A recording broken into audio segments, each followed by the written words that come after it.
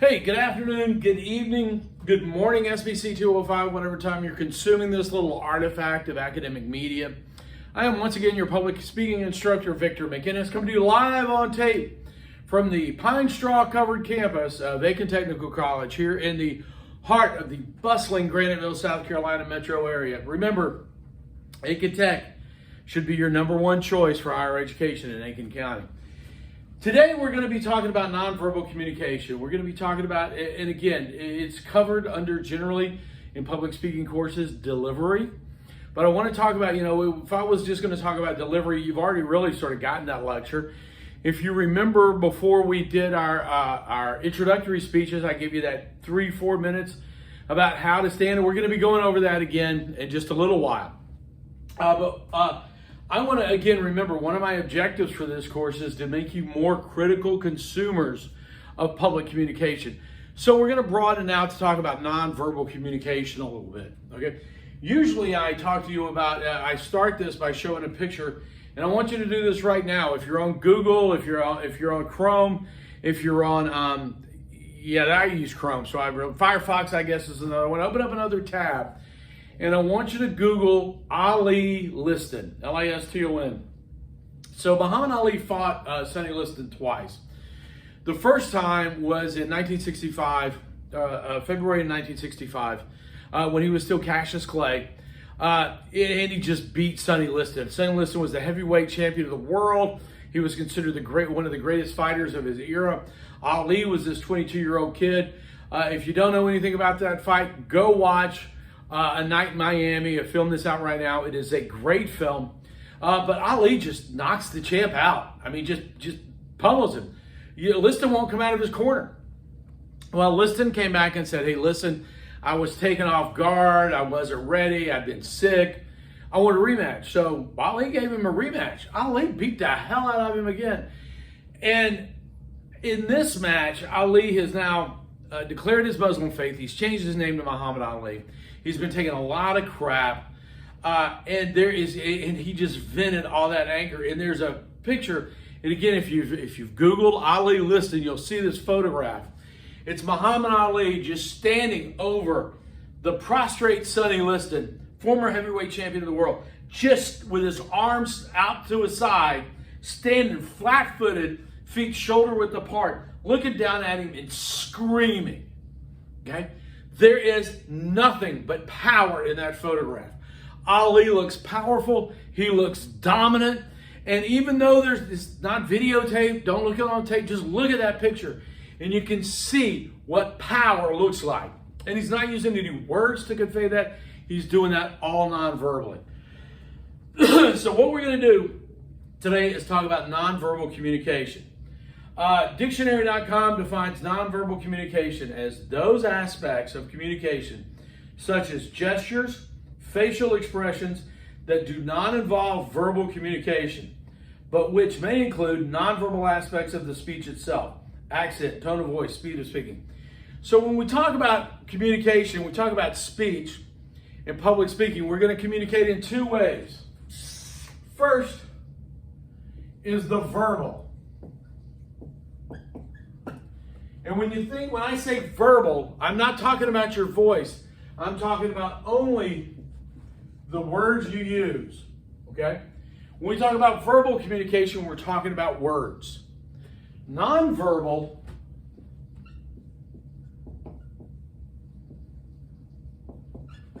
is everything else, okay? So when we're talking about verbal communication, nonverbal communication, okay? A lot of people think that I'm talking, tone of voice, the way you speak is part of verbal communication. It is not. It is part of nonverbal communication, okay? So verbal only has to do with the words. Nonverbal has to do with everything else. And I'm looking for my coffee. I've had to do a lot of lectures here in the last couple of days. I got a little dry throat, a little tingle in my throat. I do not have the COVID. Please relax. It's a sinus thing. Okay, so we know what nonverbal is. We're gonna spend weeks talking about the verbal parts of your speech. Okay?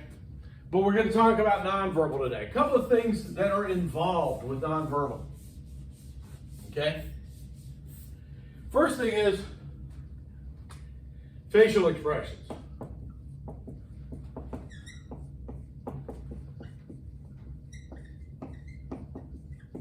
Facial expressions. Okay? That's included. Let me get close enough to you can see me. If I'm sitting here going, hi, my name's Vic McInnes, and I'm here to talk to you, you're going to say, well, that guy seems to be fairly upbeat. Okay? And you're going to, hi, and let's leave the voice out of it. Here's one face. Here's another face. Okay? Here's another one. All those convey different things. Okay? Next is gestures.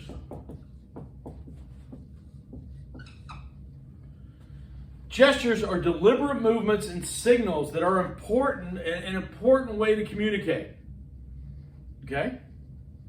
They include waving, pointing, using fingers to indicate numeric amounts. Other gestures are arbitrary and related to culture. You know, we generally accept the fact around the world that this is we say this is number one. Most places will say this is number one. If you go to Europe, that's number one. If you go to Europe and try to order, hey, can I get one more beer? And they don't understand English, you're going to get two more beers. Because that is two. That is 1, 2, 3, 4, 5. Okay? Europeans start with the thumb first. Okay? But generally, some things are fairly universal. Stop. Okay? That one is fairly universal. Others are more culturally oriented. Okay? There's paralinguistics.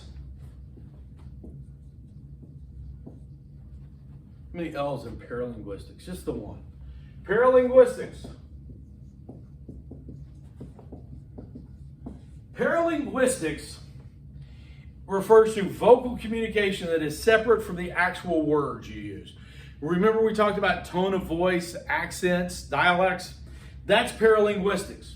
It is basically vocal delivery, tone of voice, rate of speech. All the characteristics of the voice we're going to talk about later would fall under paralinguistics. There is posture and movement.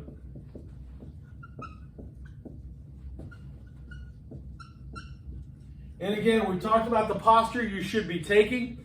And again, I'm going to take the camera down and show you all this, what I gave you back to the last time. But remember, feet are shoulder width apart, knees are slightly bent, back is straight, shoulders are back, head is erect, and your hands are free and away from your body. Okay, that's the posture you should be in. And as far as movement is concerned, we're not going to spend a lot of time on movement within a speech. You will see some of the speeches where I give you an example where I will transition between main points by taking a small step. I don't want you to do that, okay? That's not necessary for you to do because inevitably what happens is when somebody tries it, they take that step and a half and then they just keep going. And they look like a duck in a shooting gallery for the entirety of their speech, okay?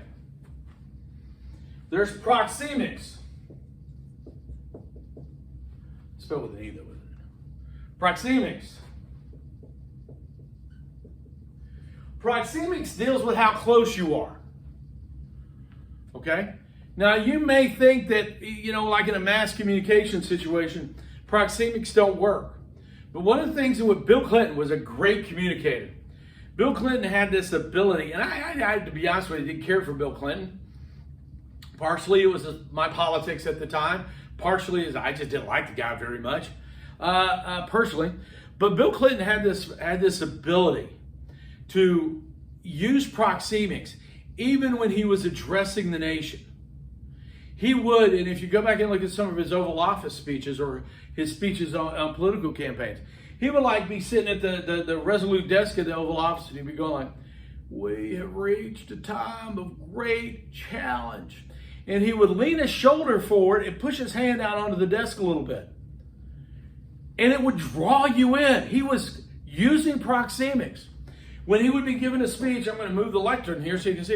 When he'd be giving a speech, a formal speech, There were times when he would go, we need to concentrate on the economic instability in our nation.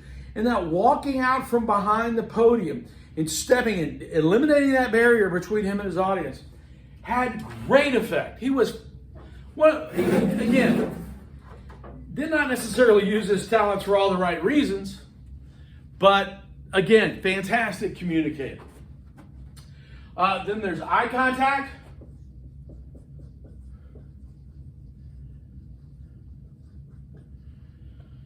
And we'll talk about eye contact in more detail later on. Okay. Then there's coming over here. Now, we're not going to use haptics very much. Haptics is actually physical touch. We're not going to use haptics very much in this class.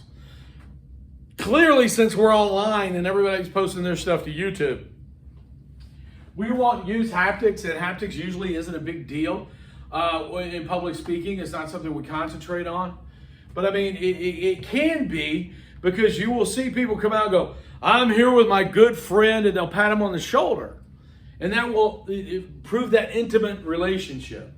And then finally, there's clothing. Now, I debate talking about clothing over and over again. And here's why. I don't really think clothing is necessarily inherently part of nonverbal communication.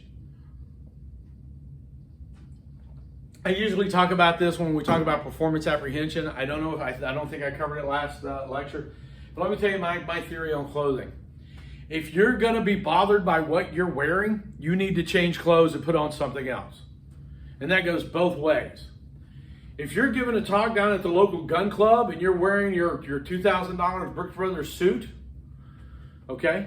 If you come in wearing your $3,000 Louis Vuitton pumps, yeah, you might want to change clothes, because your audience is gonna see that your clothing and make certain assumptions. Just the same way, if you're addressing a bunch of bankers, you're not going to want to come in with your cargo pants and your camouflage jacket like you're about to go hunting for a week. Okay? And that also includes things like personal grooming, like shaving and haircuts and all that other stuff. If you're not comfortable with the way you're attired, you need to change it. A story I always tell for this, again, if I covered it last week, fast forward to the next 3 minutes. I was interviewing for a government job that was actually in Florida, but the agency was actually up in DC. So I had to fly to DC for some interviews. And I got there on what we did. We flew into Reagan National Airport. It took a cab over to their office, their personnel office. And I came in with my bags and wearing, and here's my theory on flying. I hate flying.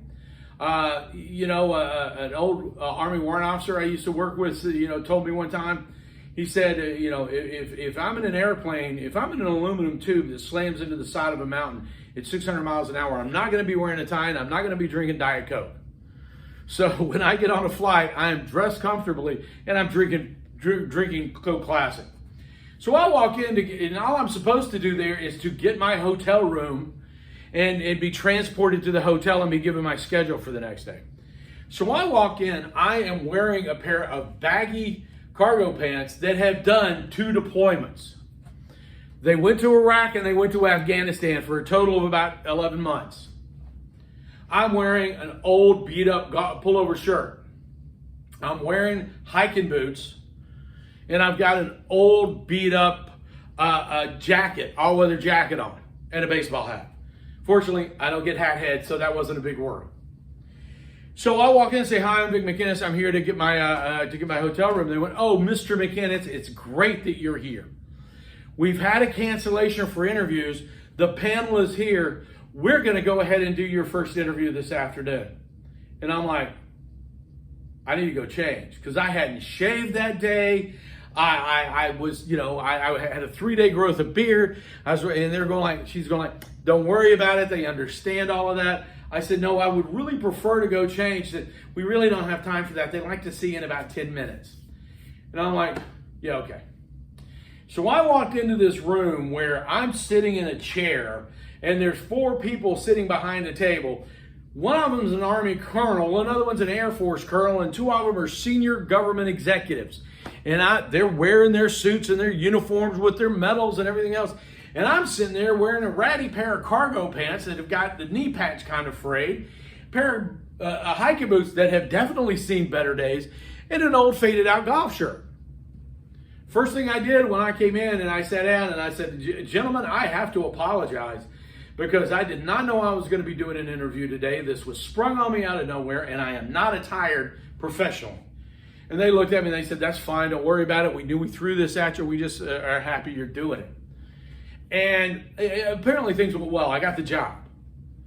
Okay, but I mean, my interview performance was not what I would have wanted it to be because I was so focused on what I was wearing. Okay, so if clothing is going to be an issue, go change your clothes. That simple. Okay, so let's talk about how to deliver a speech.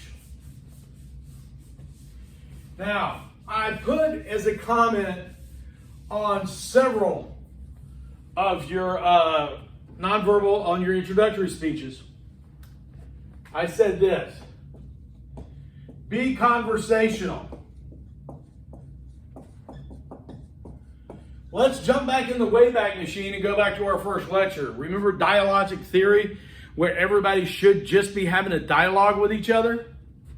Okay? Even if we're in a mass communication situation, people listen to you and you're more effective as a communicator if they believe you're involved in a dialogue, a conversation. You can't be involved in a dialogue if I'm sitting here reading something word for word off a piece of paper. When we get to methods of delivering, and we're going to talk about extemporaneous speaking, you will not write a script for your speech in this class. I want you to engage in a conversation. People will react better to you. They will remember more that you tell them. And if you're being persuasive, they will be more persuaded if you have a conversation with them. Okay? So be conversational. Act like you're having and we don't script conversations. I have yet to have a conversation with a friend and go like, there are 3 reasons why you should adopt this proposal. My first reason is, no, you go, hey, listen, there's 3 things you need to know here. First, second, third. Okay? Second, be animated. And I don't mean like act like a cartoon. I mean, act like you're alive. Animated means to be alive. Show some energy. Again, everybody's seen Ferris Bueller's Day Off, one of the greatest film roles in history, Ben Stein as the history professor. This was known as the what curve? What curve? The Laffer curve. Everybody's heard that. Everybody knows that guy from high school. One of my greatest fears, and all the time talk to people, is if it looks to you like I'm getting bored teaching, please come up and tell me. Okay? So show some animation, show some energy. Some of you, and I'm going to have to step around here to get a card. Jiggle the camera a little bit. Okay. Some of you are going to have delivered your introductory speech with, my name is Victor McInnes. I was born in Homewood, Alabama. My job is, okay. And what people are going to do is going to go, oh, God. If you're not excited about being there to talk to people, why should they bother to listen to you? So be animated. Okay? Last thing, overall.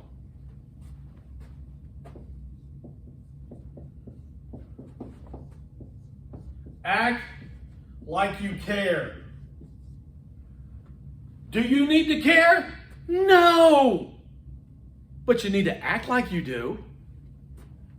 And you'll say, well, that's hypocritical. Well, changing your clothes could also be considered hypocritical. If you spend your days wearing cut-off jeans and a ratty old t-shirt and flip-flops, but if you're going to get a mortgage for your house and you put on khakis and a nice polo shirt and loafers, is that hypocritical? No, it's not. It's effective communication. Same thing for acting like you care. You don't have to care. I would hope you were passionate about what you were talking about, including the speeches you give in this class. But whether you care or not, there have been times when I have been giving I was what's called the command briefer. So whenever visitors would come in, and these included congressional committees. I briefed 2 congressional committees one Saturday morning. The chairman of the Joint Chiefs of Staff, 4-star generals, cabinet secretaries from the U.S. and other governments. I was the guy, and I was given the same brief that was scripted and approved word for word. And man, it just was hard when a congressional delegation is stopping over at an airport near where you're at. And so they run out to listen to your briefing, and you're giving the briefing at 4 o'clock in the morning, a brief you've done 100 times, to a bunch of congressional staffers and congressmen who are asleep. It's really hard to act like you care and to be animated. But by doing that, the one guy that's listening is going to see that you're committed to what you're talking about. Okay? Let's talk about some research. Vowels. Listeners retain more from well-delivered speech. McCroskey, a well-delivered speech with evidence is more persuasive than a poorly delivered speech with evidence. Maharabana Williams, facial expression, speech rate, volume, and intonation were directly related to perceived persuasiveness. And then there's a study by Bettenhouse that has been cited for decades, and it's been replicated, and they've tried to change it. Okay, Bettinghouse tested 4 combinations. Combination 1, good speaker, good speech. They got a good speaker, and they wrote they gave him a well-written, or him or her, a well-written speech to read or to deliver. 2 was a bad speaker with a good speech.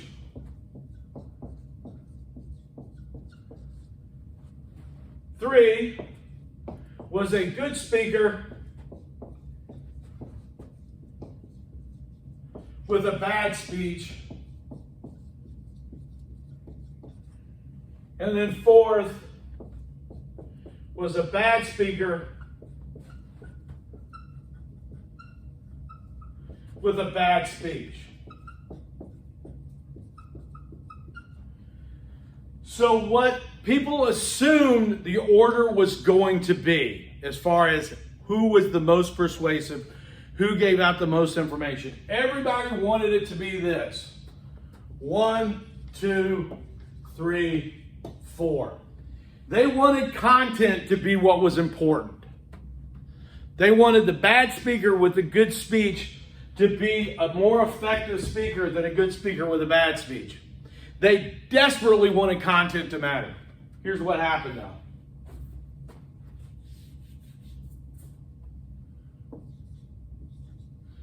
The good speaker with a bad speech was far more effective than a bad speaker with a good speech. It wasn't even close.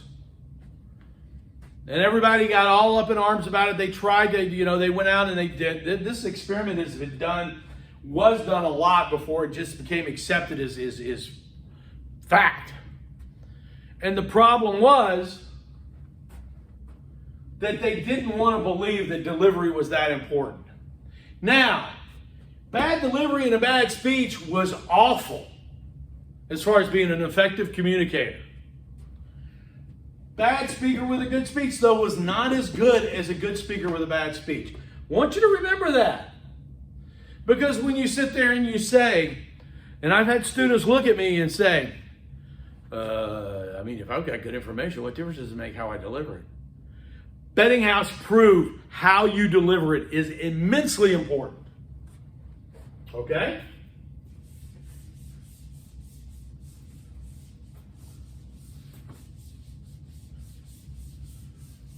I do so like doing this in the classroom because I hate sitting at a desk to do this. Okay, so let's talk about some things. We're going to start with the voice.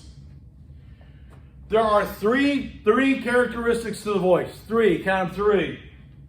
The first is pitch. Okay, before we do that, let's talk about how the voice is made. Okay, everybody understands, and we're going to talk about listening and hearing a little bit later on in the class.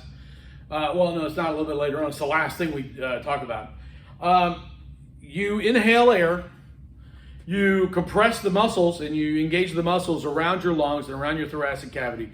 That causes air to be expelled. Okay? That goes through your larynx. Not your larynx, larynx.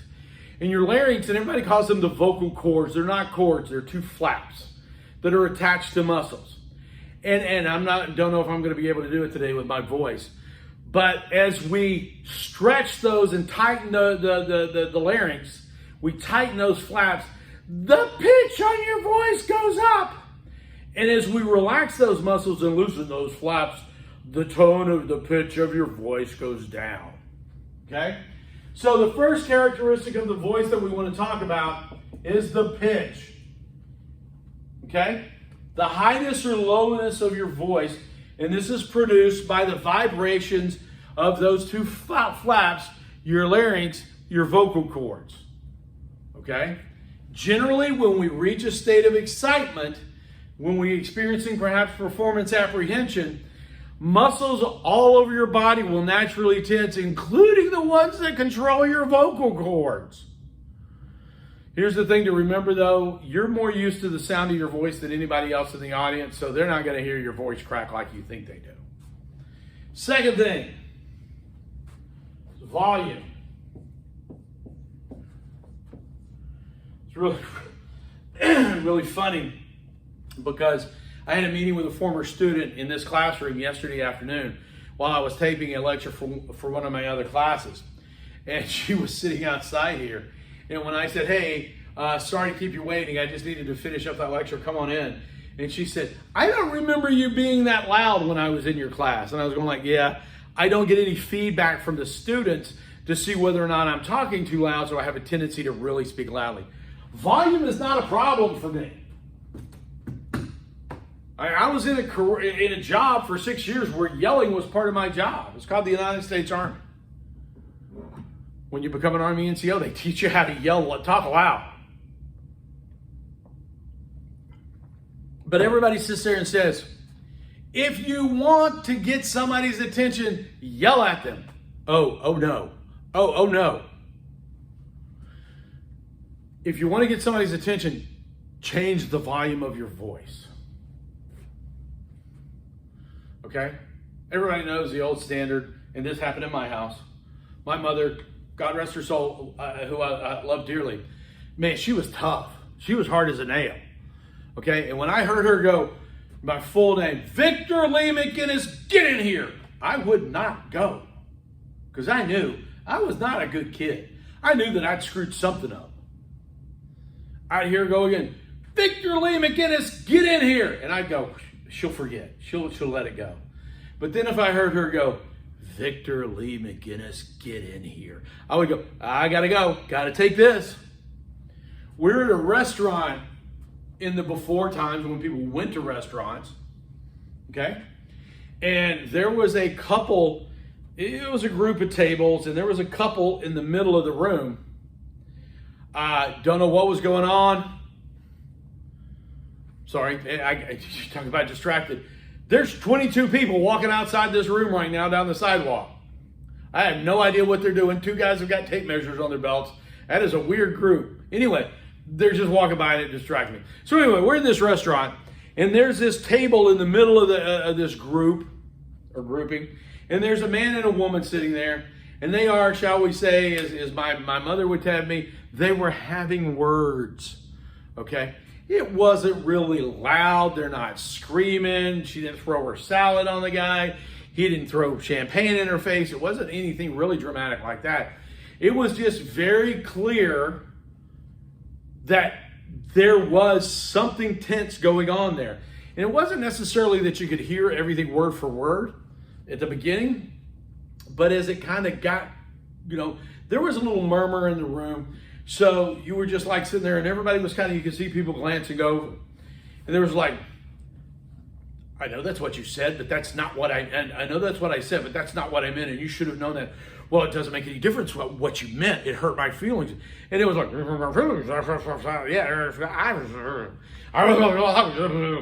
because you weren't getting the words. You were just getting the vocal tones, the pitch and the volume. And then suddenly, out of nowhere, they went from,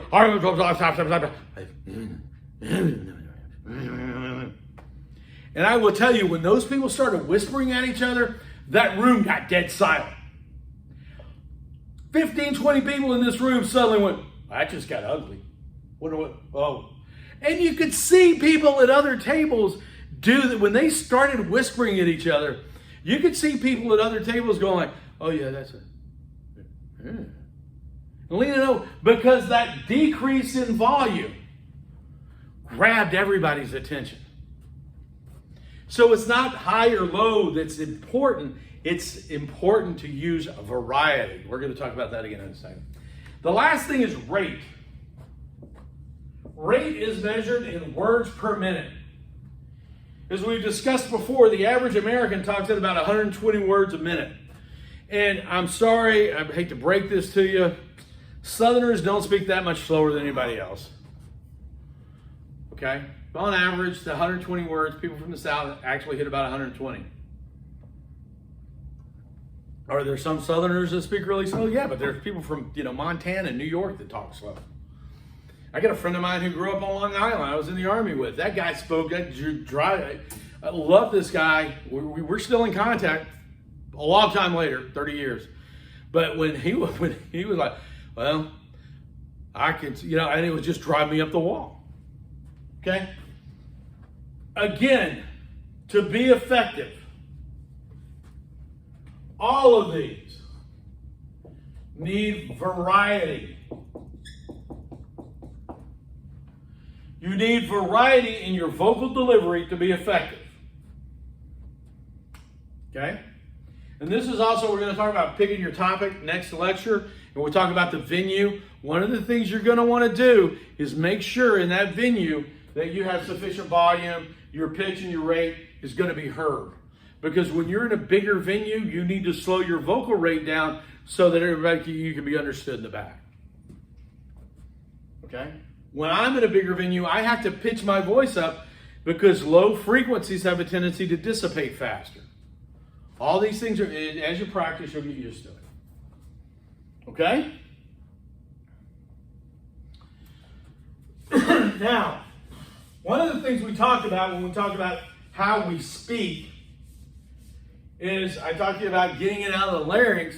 Well, the next thing you're going to do is you've got your hard, your soft palate, your tongue, your teeth, and your lips. And those help you articulate.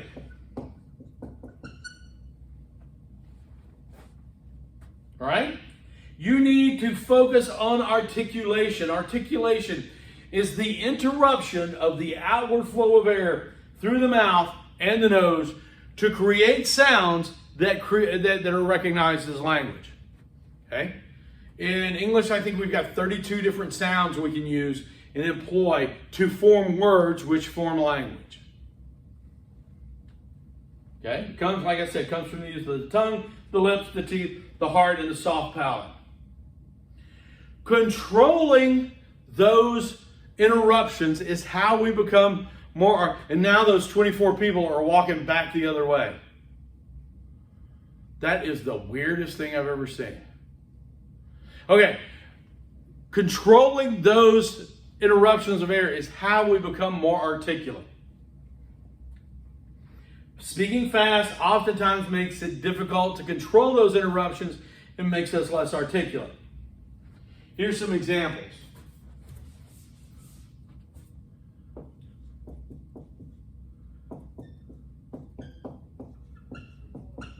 Athlete. Athlete. No, the word is athlete, not athlete. Athlete. Okay?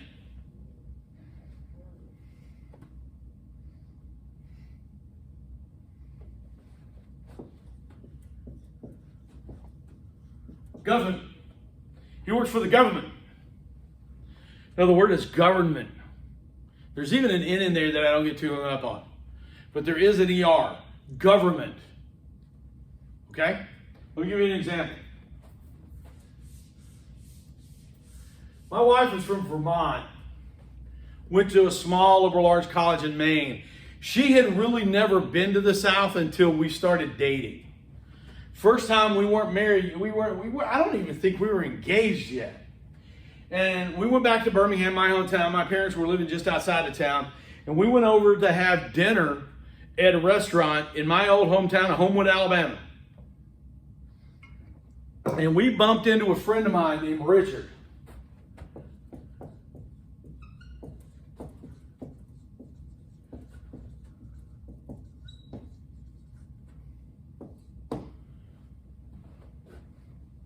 You gonna be able to see that? Yes, you can. I said this to Richard. How's your mom and him? Richard saw me and he said, hey, how are you? And I said, I'm doing great. How's your mom and him?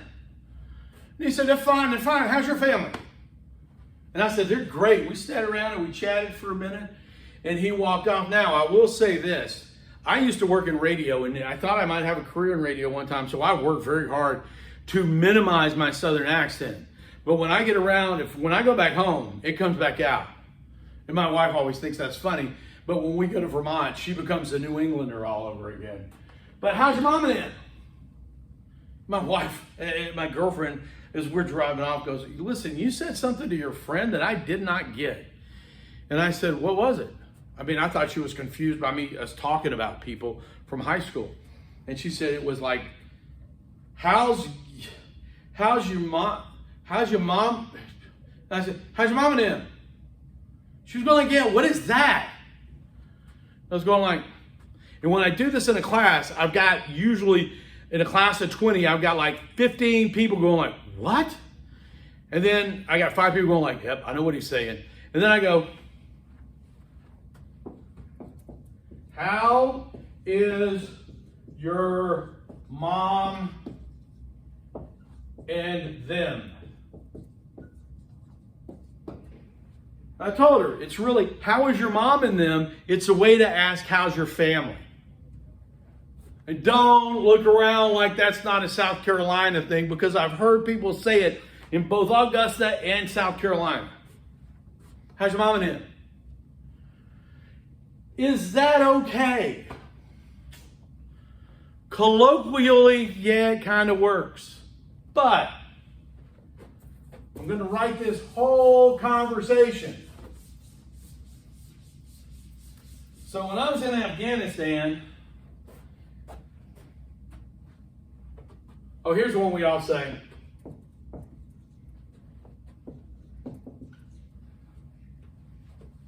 It's happening. Nothing. The other response to Satman is, what's it in? Nothing. Satman. Nothing. Okay.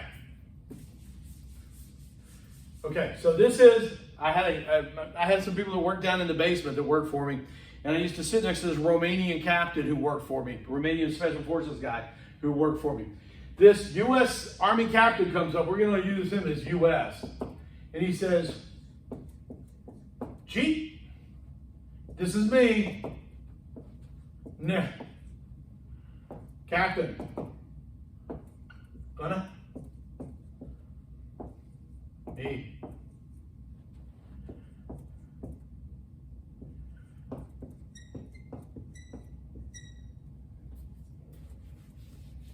You spell it the way I said it.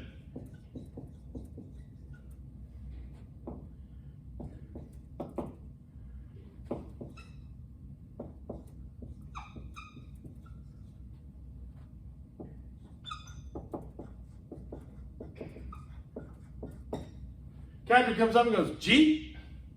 Nah. You gonna? Said, maybe later. Okay, later. All right. A perfectly sensible conversation to me. Perfectly sensible conversation to the American I was talking to. Gee, nah. Gonna? Maybe later.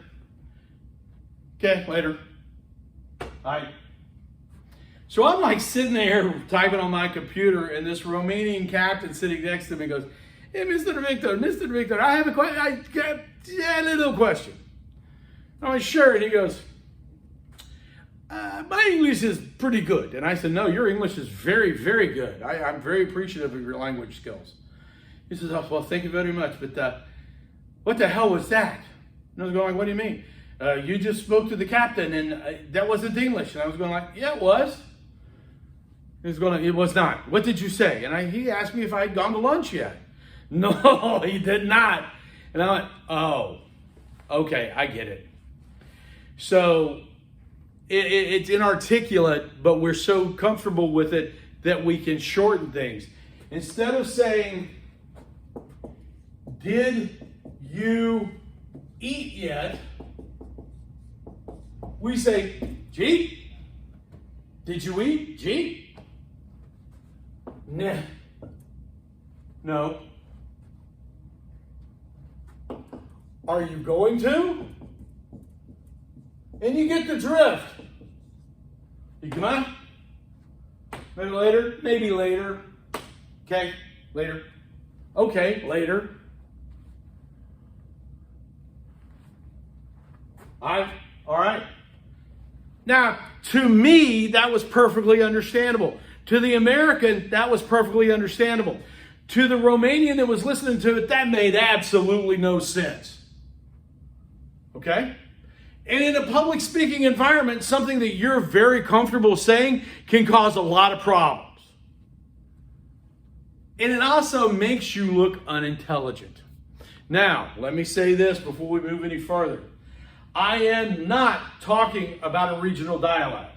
I am not talking about an accent unless your accent is so heavy that it makes you hard to understand. Okay? There are very few accents now. The only one that, and again, I may be better at this than most, okay, because there's two communities that I have a tough time wrestling with. One is in Louisiana, hardcore Cajuns. That French bastardized accent is hard for me to track. And then there's a small community of Portuguese fishermen that immigrated to the United States in the early 20th century. That community near Lewiston, Maine is still intact, and they still have very heavy, weird, offbeat accents that I have trouble engaging initially. Okay? Most of your accents are not going to be a problem. Articulation is going to be a problem. And if you are inarticulate, you cannot blame that on being from South Carolina or Georgia. Okay? All right, now let's talk about something else with your voice. The vocalized pause.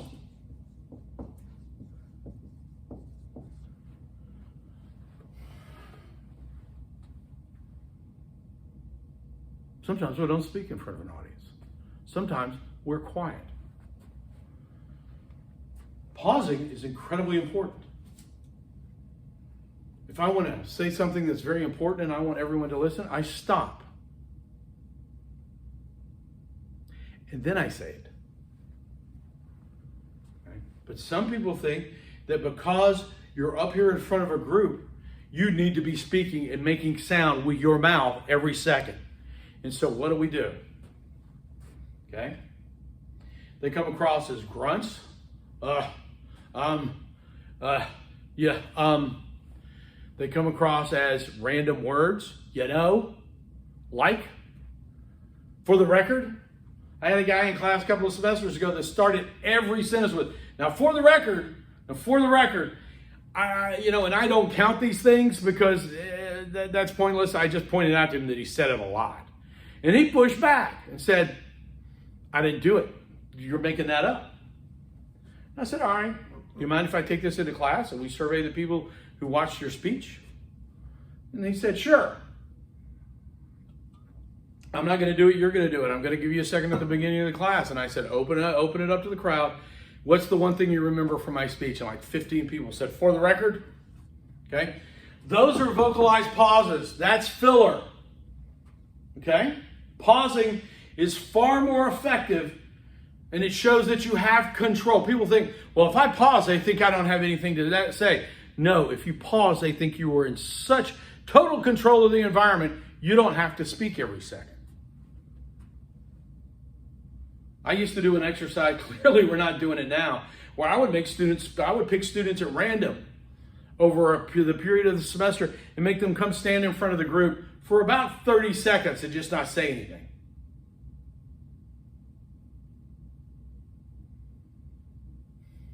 But I wouldn't let them hide. I made them just stand there. And it freaked them out.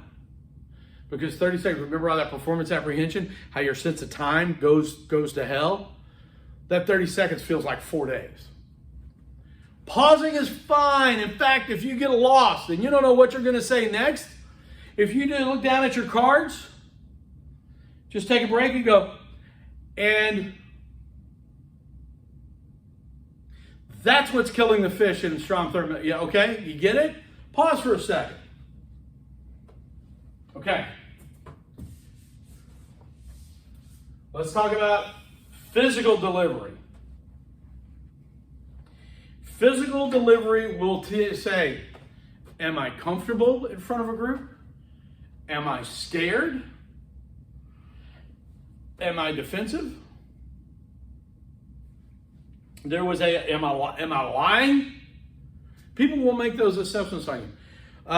A while ago, Alabama hired a football coach. Can't remember what the guy's name is. I've looked for this piece of videotape on the internet for years and haven't been able to find it. Guy had a problem. He'd gotten fired from his previous job because he had a little bit of a problem with alcohol. He didn't have a little bit of a problem. He was an alcoholic. And the University of Alabama hired him and said, if you're going to come down here, you got to promise us you're going to be sober. He said, not a problem. I'm clean. I'm sober. I'm good to go. So they hired him and brought him down, and he'd been on campus in Tuscaloosa about a week when he flew to Panama City for a recruiting trip. Okay, and there was a lot of scrutiny. A reporter from the Birmingham News got wind of what was going on. He showed up at his next press conference, and they said, hey, coach. And he was this big guy. He was like, yeah, we're going to do this. We're going to work on our defensive line. We're going to bring everybody together. And I mean, he was a very outgoing guy, very demonstrative. And this reporter from the Birmingham News said, hey, coach, you went on a recruiting trip last week to Panama City. And he was going like, yes, I did. It was a great trip. We made a lot of great contacts. And he said, well, our investigation showed that the only place you went to in Panama City was a strip joint.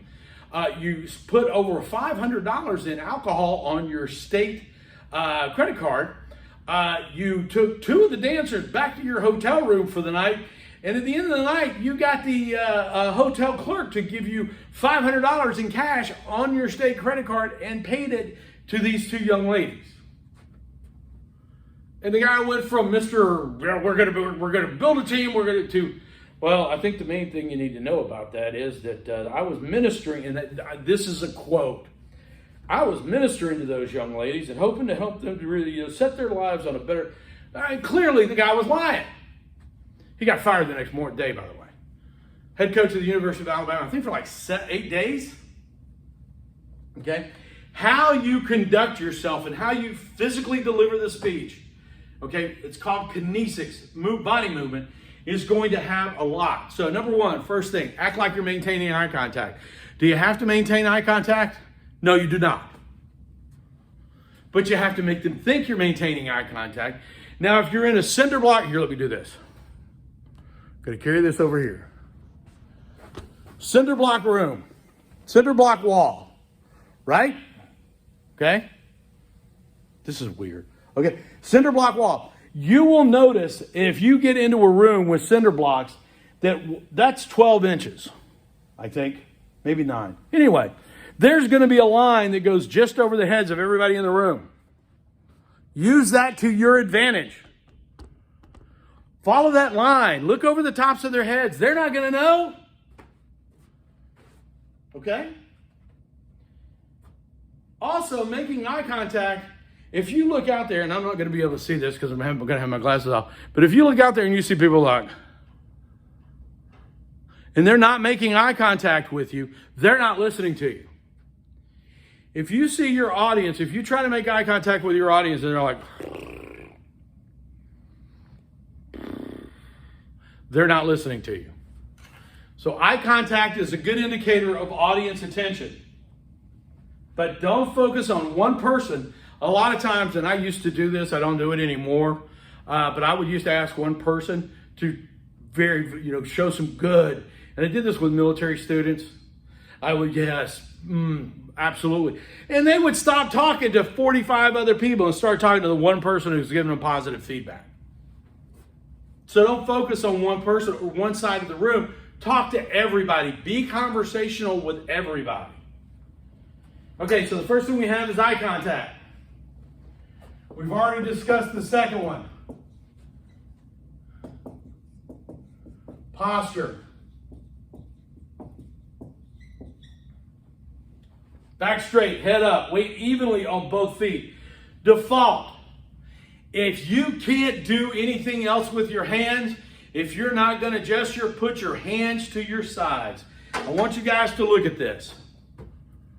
Okay? I'll tell you what I'm going to do. Camera's going to jiggle for a minute. Everybody relax. There's the board. Need to move this table so I can put the camera on the floor. Hopefully this will be set right.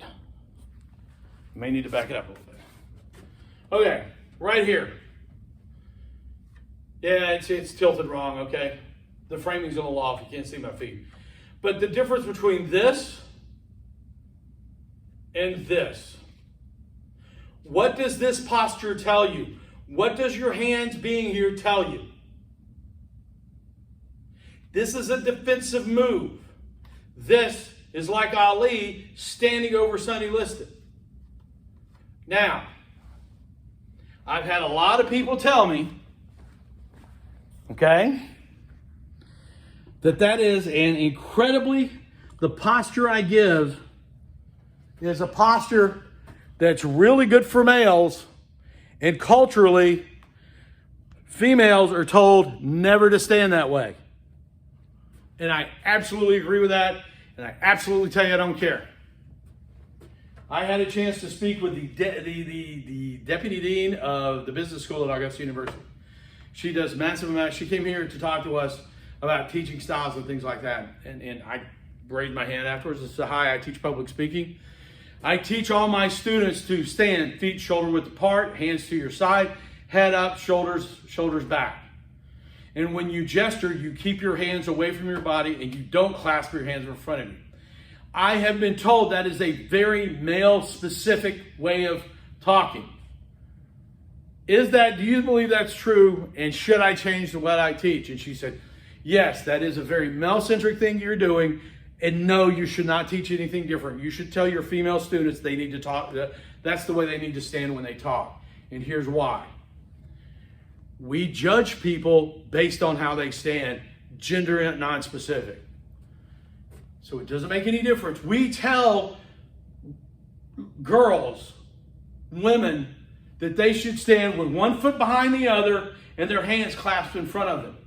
And then we wonder why we don't take it. When somebody sees a woman in that posture, they go, oh, well, she's submissive. She's already on her back foot. Her weight is back. She's in a submissive posture. Okay? And when people see that, gender non-specific, they think you're being submissive. It is not a posture of strength. So she admonished me, don't ever let a female student tell you that that's just the way we stand.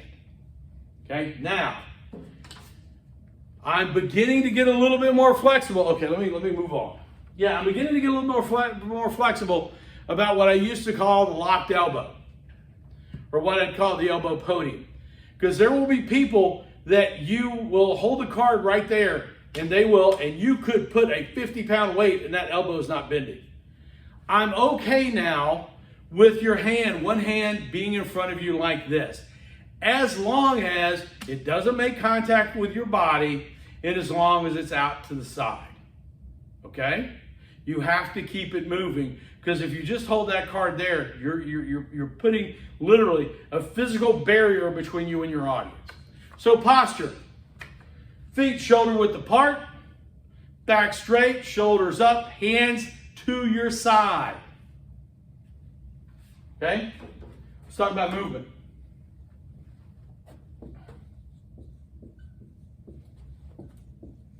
I have 3 basic rules about movement during a speech. Rule number 1, all movement should be motivated or done with a purpose. Rule number 2, all movement should be motivated or done with a purpose. Rule number 3, all movement should be motivated or done with a purpose. You should not do a single thing up here. In the Valerie Kaur speech, every single gesture she makes is precisely done for a purpose. Okay? Every single thing you do, every gesture should be done to emphasize something, to bring people in. And again, I've had these arguments with students. Well, I think, me moving back and forth during the speech shows how comfortable I am. It shows that I'm willing to talk, and I can talk and think on my feet, and I don't have to be nailed down in one place. And I say, look at it from out there in the audience, and what it looks like is you just don't give a damn about what's going on. You're random. You're not focused. Your movements are imprecise. And so the audience thinks you're unfocused, you're random, you're imprecise. All movement should be motivated. So let me get rid of this. I'm going to go back and I'm going to show you everything you need to know. Let me check my notes, make sure I'm to the end. We're talking about clothing. All right, good. I'm at the closing it. Man, been going on 57 minutes. Going to bring it in not quite under an hour. Okay, we're going to set it back here. All right. Yeah, that's an attractive view right there. That's how much I love teaching, that I look like that on camera. Okay.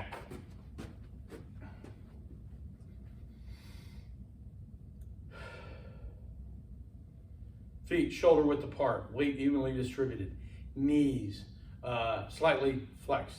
Why do you flex your knees? If you've ever been in a marching band or in the military, you lock your knees. At the end of a 6-minute speech, you can pass out because it doesn't allow for circulation out of your bottom of your legs up back into your body.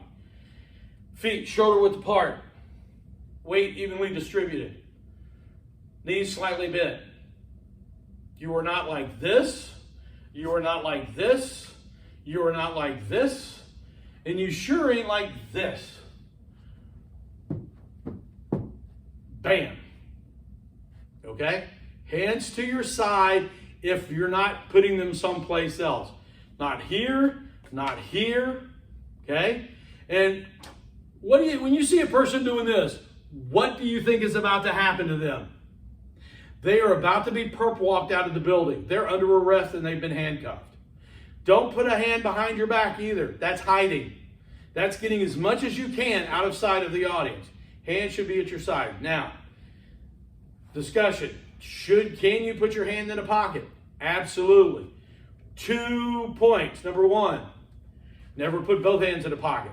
I have had students, don't put the hand holding the card in the pocket. I have had students do that. And then when they pull their notes out, they wonder why they can't read them. Okay, so your note hand stays out of the pocket. You can put your hand in your pocket, but get rid of your keys and don't leave it there for the entire time. Try to bring it out every once in a while, use the gesture. Your other hand can be bent and your elbow can be flexed, but do not leave it in the permanent elbow. A lot of you are going to have the comment, because this is a natural position, relax your elbow, because that minimizes the size of your gestures. And your gestures are always in front of you. Okay? Your head is up so you can make eye contact with the class. Your upper body is relaxed and your back is straight. Gestures are very simple. Here's a gesture. I bring my hand up, I move it to the outside, I bring my hand down. A lot of people like to gesture like this, and that is a closed posture. Okay? If you want someone to come give you a hug, you do not go, hey, come give me a hug. No, you go, hey, come here. We show our palms to people we want to talk to. We show the back of our hands, hey, how you doing? Hey, how's it going? If you walk up to somebody that you know from work, that you see at the Kroger, and you go, hey, Bob, how you doing? And they go, hey, Vic, how's everything going? I'm just going over to produce. See you later. Because they clearly don't want to talk to you. But if they go, hey, Vic, how's it going? That's somebody who wants to talk to you. Okay? So, sum up. Feet, shoulder width apart, weight evenly distributed. We're not leaning one way or the other, and we're sure not rocking back and forth. We're standing still. If you put your feet shoulder width apart, put your weight evenly on your feet, evenly distributed on the hips, keep your back straight, keep your head up, you're probably going to get about 80% of the points for nonverbal delivery right there. As long as we can hear you, that's the big problem people have. Okay? Your hands are at your sides. Hand in the pocket, that's fine. Gestures are above the waist to the outside. I have a lot of people that go, well, there's a great thing about this plan that I want you really, and you're like, no, people can't see that. Simple. I need to look at my notes. Today, I'm going to talk to you about the fish survey that was done in Strom Thurmond Lake in 1985. Okay?